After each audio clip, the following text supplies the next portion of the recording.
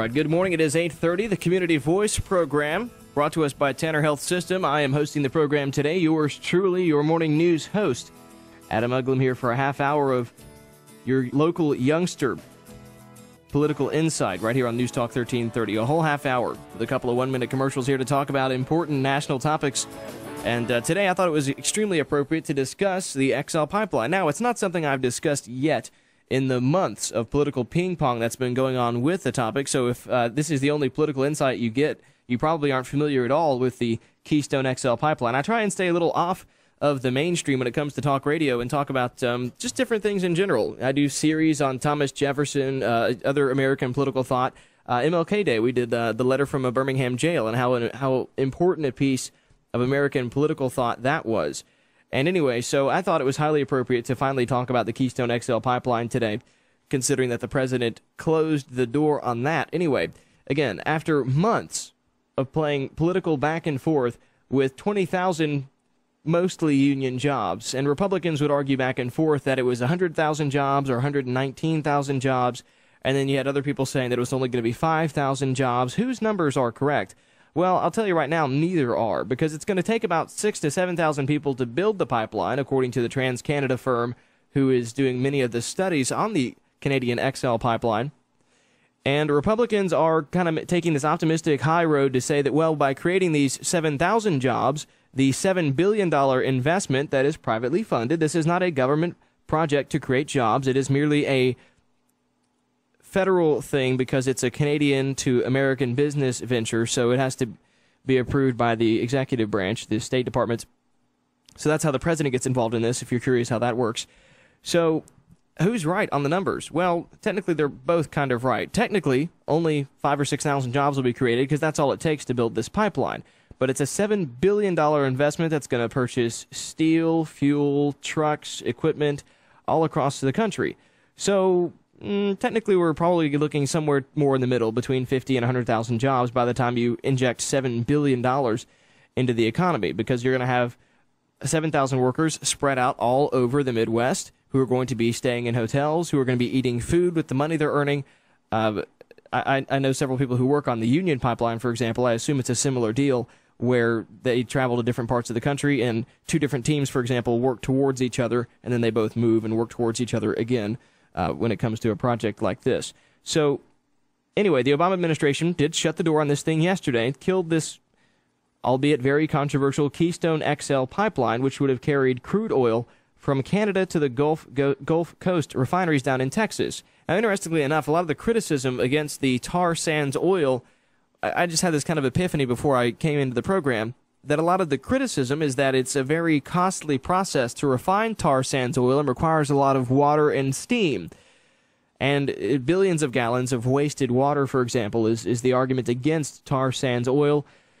And we'll get into the fracking thing later and how much of a lie that is when it comes to poisoning the water supply, because it just doesn't happen. Because, anyway, we'll get into that later. But for right now, when it comes to using water for refining the tar sands oil, let me ask you this. Why is it that if so much water is required to process the tar sands oil, why are we shipping tar sands oil to the desert? Does that make business sense at all? Do you think any business with any sort of foresight whatsoever would be shipping an oil that requires a significant amount of water to refine to the desert?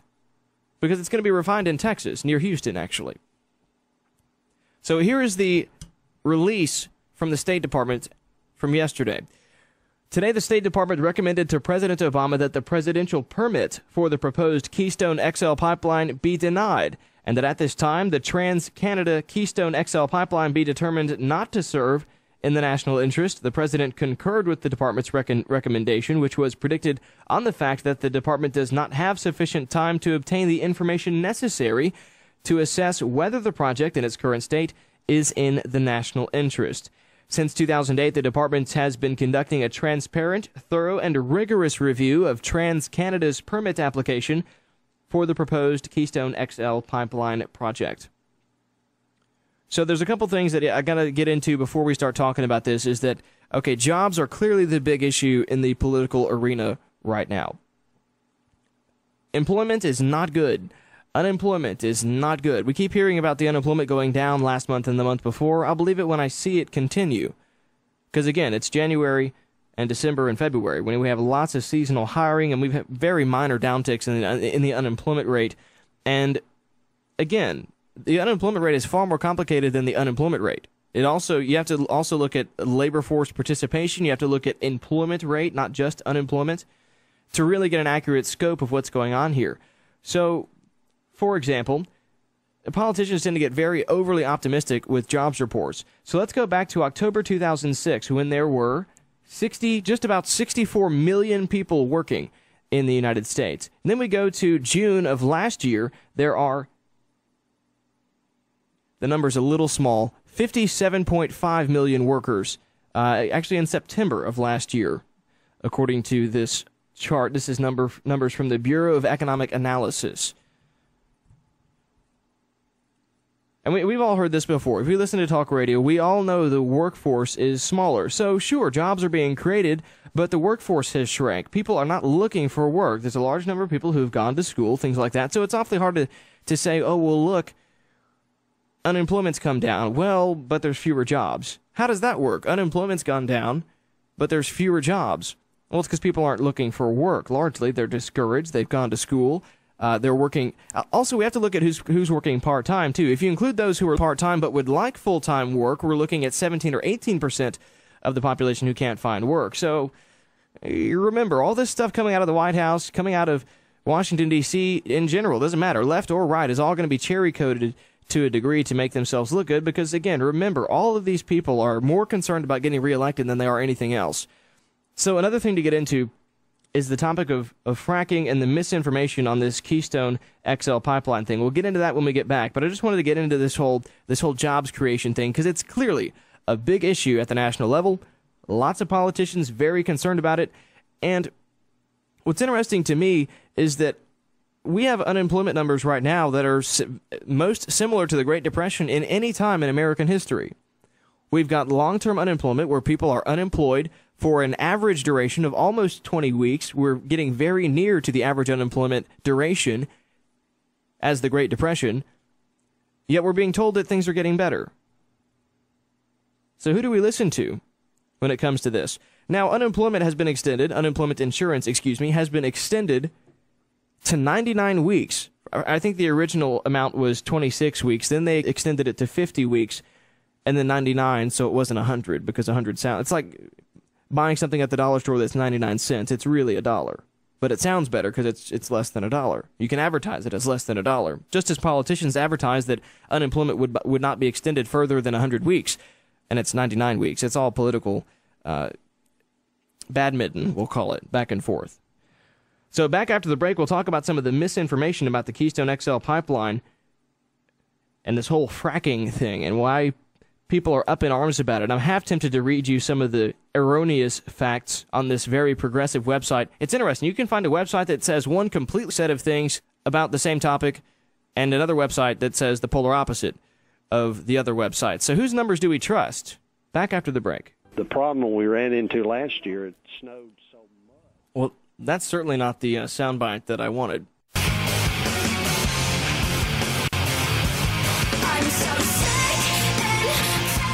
That one works. What happened to my other one? That's strange. Anyway, song appropriate because I'm very sick of... I'm a numbers person. Okay, we all know this. My regular listeners know that I am a numbers character. Numbers are the things that I like. I mean, in my free time, I sit at home and look at tax tables and research reports and things like that. I look like my room right now makes me look like a mad scientist because it's scattered. My bed's never made. But there's always research papers. There's 9 books on my nightstand. There's 3 books in front of my keyboard on my computer and a stack of research papers that are not involved with my school studies this semester sitting next to my printer. The stack's almost as tall as my printer. So again, that's not normal. So if your kids are doing that, they're not normal, period, because I'm not normal. And if they're doing that, that's not normal. They might be smart. Not saying I'm smart, but it's not normal. Anyway. So to get back to this whole fracking thing, whose numbers do we really look at? And again, all this stuff coming out of Washington has to have this big lens placed over it because it's the political lens that is all being looked out of. at Washington because they are all far more concerned about their cherry jobs on Capitol Hill than they are worried about reality, period.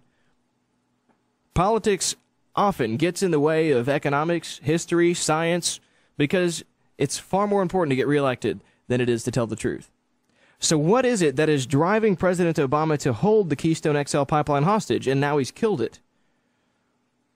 After all, when you look at the political gain, there's really not much there, because we have 20,000 labor union jobs possibly at risk here, and now they're gone with the closing of the project, but GOP is saying that they may bring this thing back to light, and they may try and get this approved sometime in this year, maybe when a new president gets elected. The Keystone Pipeline thing has been an ongoing thing for years. So, this goes back 3, 4, 5 years this proposal even began. So this is not a new development politically. It's just kind of the headway that we're catching in the national news media.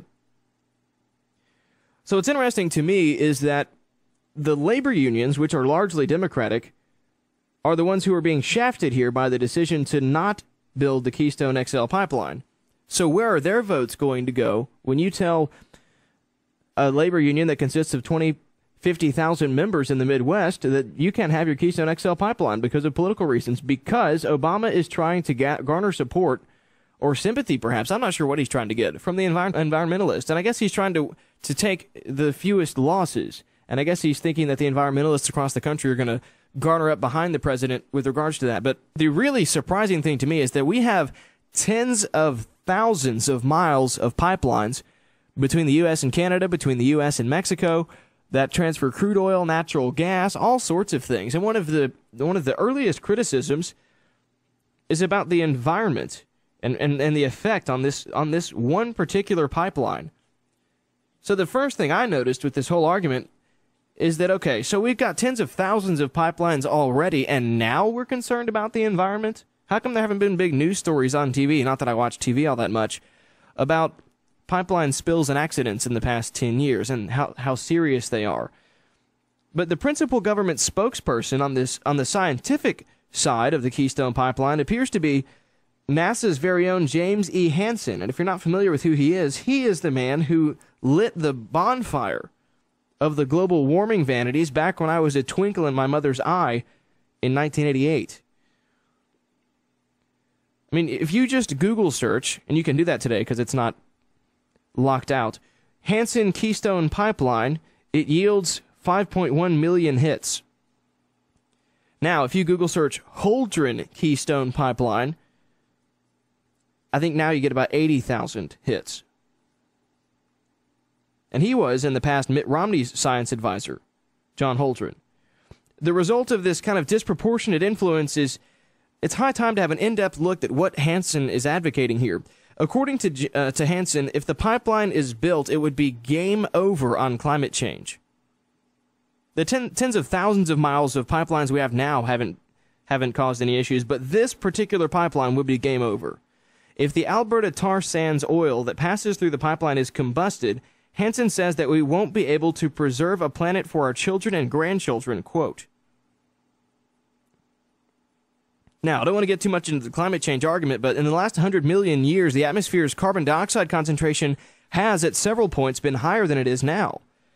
Estimates vary on what maximum surface temperatures were reached, but there's little debate that angiosperms, the flowering plants that we ultimately depend on for food, evolved more quickly and were more prosperous during these high carbon dioxide times. There's no debate on this whatsoever. Now, the temperatures, there's surely a debate there. I won't deny that. But it shouldn't surprise anyone, including Hansen, that a warmer world with more carbon dioxide is a greener one. We all know that. We just don't know the ideal temperature of the Earth. So back to the Keystone Pipeline. The key argument against the Keystone Pipeline is this global warming guy. NASA's own satellites have detected a change in angiosperms already, that the Earth is growing more greens in the last few decades. There's more carbon dioxide. There's more oxygen in the air, too. Hansen's game over approach is based upon this interview with Solve Climate News last August. And they ask him why he said it's game over on the climate front if this pipeline is built.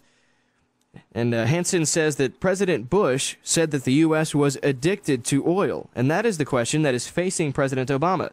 And he says if the United States is buying tar sands oil from Alberta, it surely will be going after oil in the deepest ocean, the Arctic, and shale deposits, and harvesting coal via mountaintop removal and longwall mining. Obama will have decided he is a hopeless addict.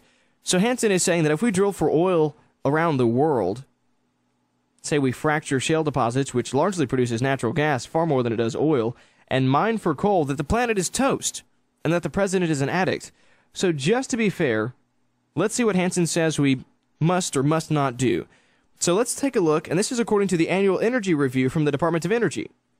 Here is the current mix of energy sources for U.S. transportation, manufacturing, electrical generation, the power that we use in our homes every day, according to the Department of Energy's Energy Information Administration. 37% comes from petroleum, 25% comes from natural gas, 21% comes from coal, 9% comes from nuclear electric power, 8% comes from renewable energy. So let's do some quick math here in my head anyway. We've got 46 plus 37. That's 83% of our energy comes from fossil fuels. 9% comes from nuclear power, and that's not popular. Where does this 8% of renewable energy come from? Well, at first glance, the largest item on the renewable energy is wood in that 8%. Wood constitutes 25% of the renewable energy in this country. Wind accounts for less than half of that at 11% of the total amount of renewable energy. Solar is barely on the chart at less than 1%. Biomass waste is 6%, more than 6 times the amount of solar energy produced in the country. 3% is geothermal, also ahead of solar, and hydropower, we're all familiar with the Hoover Dam, contributes 31% of the renewable energy in the country. Over 80% of our energy comes from fossil fuels, which Hansen has said have to be eliminated. So what is to replace these fossil fuels? Nuclear power seems logical, but according to a landmark 2002 article back in Science by New York University's Martin Hoffert, there simply is not enough U-235, the primary isotope used for nuclear power. There is not enough in the world available to meet our future. In addition, nuclear is not politically popular because nuclear waste has to be stored somewhere. I say we shoot it into space, but I don't know how expensive that's going to be, but that's just me. I mean, what a great idea. Shoot nuclear waste into the sun. We'll never miss it. We'll never miss it. So couple that with the fact that Hansen is just out of his mind. The economy, there are multiple trillions of dollars in energy production value in this country. More than 80% of it comes from fossil fuels. You don't turn that with a quick jerk and not screw up the economy. So these folks on the left, these progressives and liberals, say that we should just command the economy, which is a socialist tenet, a fascist tenet, a communist tenet. It's a command economy is what they advocate, and we sort of have a command economy here. We do not have a capitalist economy, in my opinion. It's capitalistic perhaps, but the answer to this question here is that there is no source in anything close to sufficient volume from renewable energy right now. Right now, we have to suck it up and say, you know what? We got fossil fuels, and we got them for the next couple of decades, for all we know, because there is no bright, shiny future for renewable energy that we know of just yet. I'm holding out for water. I think it's fusion. It's been a while since I've looked at it, but I believe it's fusion is the renewable energy source that I'm interested in because it's completely clean, works, very expensive, and lots of power, using a bathtub full of water. Anyway, so cynics have long contended that politics is largely driven by these high decibel arguments about symbolic issues that have a lot less real impact than these politicians would have us believe. And this is what I'm saying here, is that take both sides with a grain of salt. Both sides are wrong on this Keystone XL issue. Now, The Democrats, in my opinion, and the environmentalists are more wrong than Republicans are, because while Republicans cherry-coat it, which is misleading, Democrats are just wrong. The big thing for me here is that if you look at the Keystone Pipeline, we have to first consider the environmentalist opposition, which is two main objectives. The more global objection is that producing oil from tar sands in question would produce large quantities of greenhouse gases, far more than would be produced by oil from more conventional methods. Well, that's true, but blocking the Keystone Pipeline will not stop these feared greenhouse gases from reaching the atmosphere. With break-even tar sand production costs estimated at around $70 per barrel, which is true, these numbers are true. I have investments in a fracking company in Montana. Global oil prices are averaging around $100 per barrel. The fields are going to be developed. It just makes money. They break even at $70 a barrel, so they can sell it at world market cost at $100 a barrel and make money. Businesses are in the business of making profits. It's not something evil. It's not something bad. We all go to work to make money, as do the folks who mine, frack, and drill for oil. If you don't like the price you're paying, don't buy it. Global oil prices averaging around $100 a barrel. The fields are going to be developed. The Canadian companies aren't going to say, well, there goes that money because Americans don't want the oil. We'll sell it to China, which is where it's going to go, according to a Washington Post article. Is that Canadian investors have already proposed building a pipeline that transports crude from Alberta's oil sands to the Canadian Pacific coast, which is near Russia and, Canada. And Kinder Morgan is also planning to expand its Trans Mountain pipeline to do the same to the Canada Pacific coast. The second objection here is that the pipeline would travel across land where important groundwater aquifers, most notably the Ogallala aquifer below the Sandhills in Nebraska. This was the final argument from the administration. I talk with my hands, you should see me. That the Ogallala aquifer is close to the surface, where the pipeline to rupture there, environmentalists warn that crucial drinking water and agricultural water relied upon by millions would be dangerously compromised. Well, that's absolute nonsense, because I've taken geology and I know how this all works. The Ogallala aquifer that we're talking about here slopes from west to east. Now, to understand aquifers, you have to understand that the deep waters within the rocks that are part of the aquifer do flow downhill. Just because it's underground doesn't mean that water doesn't flow. Aquifers flow. They might flow quite slowly, but they flow, and they flow downhill because that's the way water moves, is with gravity. Water follows the path of least resistance. It's not going to flow uphill. Water never flows uphill unless it's pumped artificially. So here's the key thing. Approximately 80% of the Ogallala aquifer lies to the west of the proposed pipeline. That is uphill. Spilled oil simply cannot move upward against gravity. It defies science. Moreover, the water in this aquifer is 50 feet at the shallowest or more below the surface along much of the pipeline's route. Any oil spilled would have a pretty difficult time infiltrating 50 feet into the ground where the water is closest to the surface. The pipeline will be encased in a waterproof covering jacket and a cement jacket.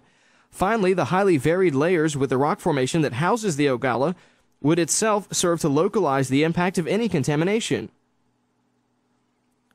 Writing in the New York Times last October, Professor Emeritus James Goke, I assume is his name, concluded that all of this comforts me with the knowledge that a leak from the XL pipeline would pose minimal risk to the aquifer as a whole. Proponents, however, offer arguments for the pipeline that are little better than the objections. First, we hear arguments incessantly about tens of thousands of jobs, perhaps as many as 119,000, as I mentioned earlier, according to an economic consulting firm hired by TransCanada. So they obviously have incentive there to make it seem very positive.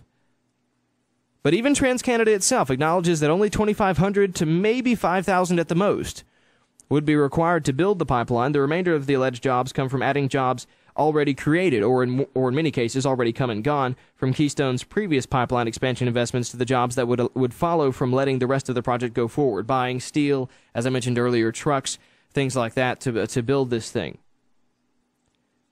The key thing here is the argument for allowing the construction of the Keystone Pipeline to go forward is simple, but perhaps not politically all that promising, because the focus here is on jobs, which is a very misled direction to focus on. We need to focus on economic growth, production, wealth. These are the things that lead to jobs. Jobs don't create wealth. Investment, savings creates wealth, according to economics. Whether you're a Keynesian or an Austrian, it is savings, investing, spending that creates wealth, that creates jobs.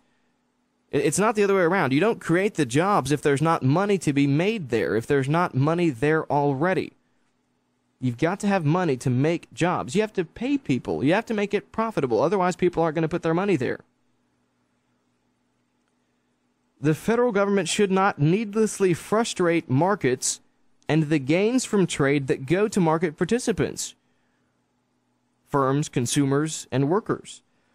While those on the right might be forgiven for answering environmentalist histrionics with economic histrionics, they should not be forgiven for forwarding economic fairy tales about how oil markets work or making such a minor issue a central plank of their policy agenda. It's very distracting.